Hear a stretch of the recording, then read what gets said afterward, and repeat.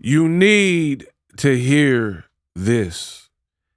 Hey, stop that cat. Hey, man down, strat season. Errol Spence Jr. is back in boxing. There's a new weight. There's a new opponent. I got the details in this video. What up, Fight World? It's your boy Ego, and I'm back with some more boxing. In this video, I got some EJ. Hey, stop that cat. I got some of that.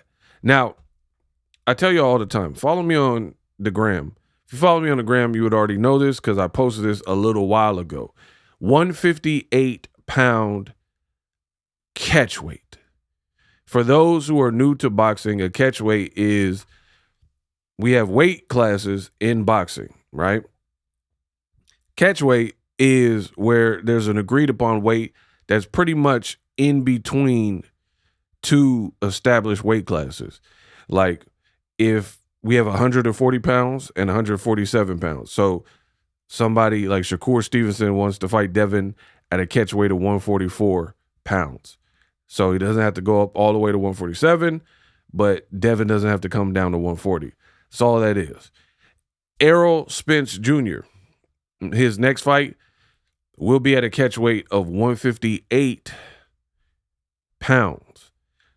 Errol Spence, and why is this important? Because Errol Spence, career-wise, he was campaigning as a welterweight, 147 pounds. So we're talking about 10 plus pounds, 11 pounds north of where he was in the past. And to be honest, in my opinion, it's the right move.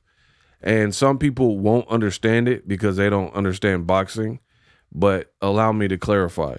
The reason this is the right move for Errol Spence is because the boy Spence has been through a lot. I think he's taken a path most fighters would not take, right? And that's the path of fighting the best, going in people's backyard like he did with Kell Brook. So basically, realistically, my chocolate right hand brownie in my fight with Triple G.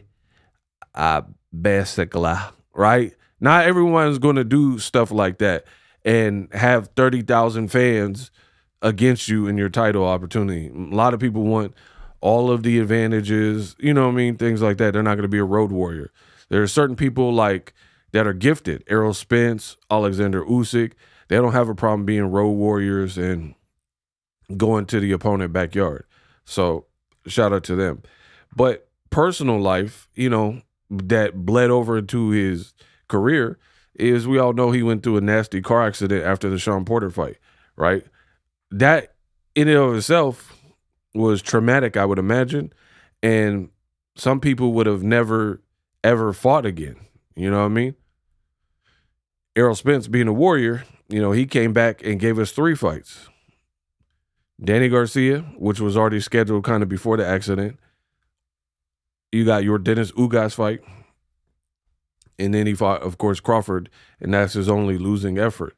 So since that Crawford fight in 2023, the man's been inactive. So he has every right to have taken this type of break off. He has every right to, have spent time with his family and ultimately regroup.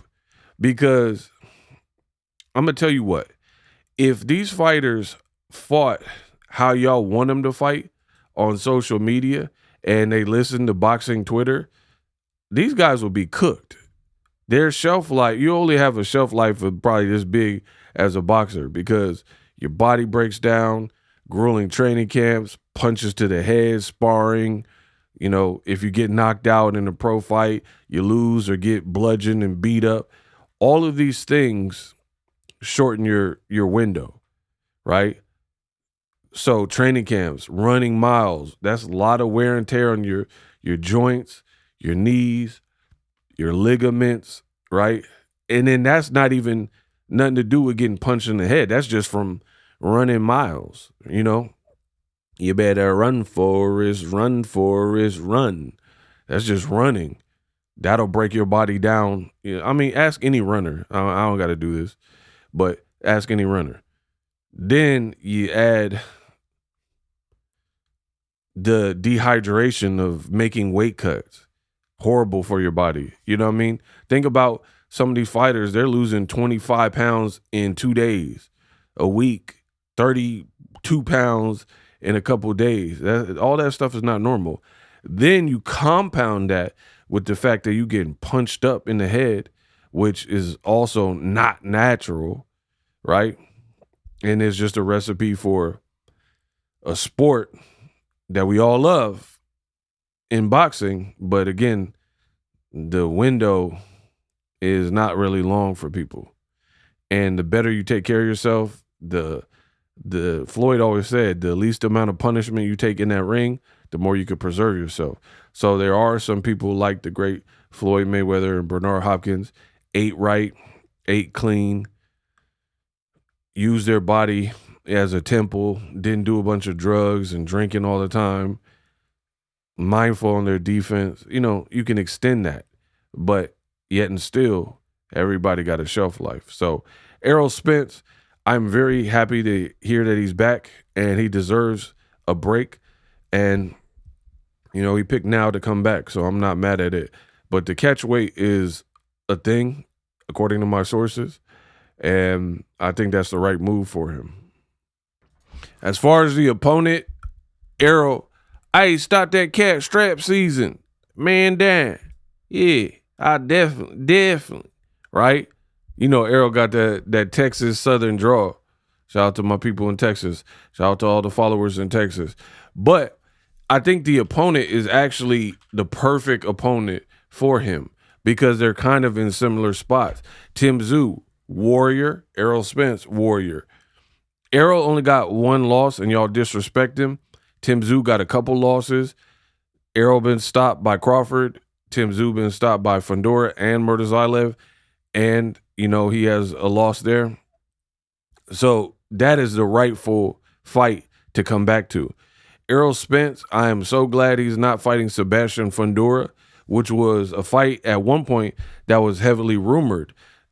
Again, you got to protect the fighter from themselves.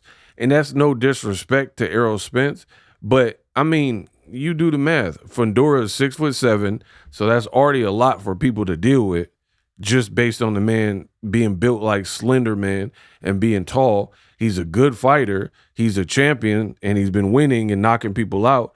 So that's a bad fight to come back to just off that.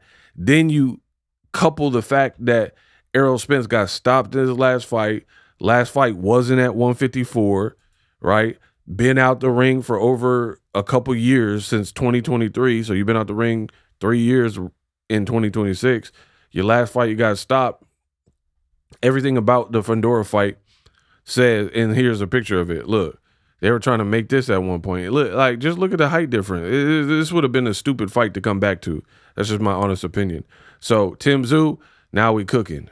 And you got a new trainer. See, there's just too many. Like, again, these boxers, you got to save themselves from them. Because Errol, I don't have any doubt in my mind, he would actually fight Fundora. That's not a problem. But just like Keith Thurman fought Fundora under similar situations, you only fought Brock Jarvis and you had inactivity and injury and stuff like that caused your fight with Tszyu to get canceled. You don't come back and fight a Fundora. Like, you're not bulletproof. So Errol, all the way around from the catch weight to the opponent, chef's kiss. You did the right thing. And I'm looking forward to it, and I'm going to support it. Hype my video up.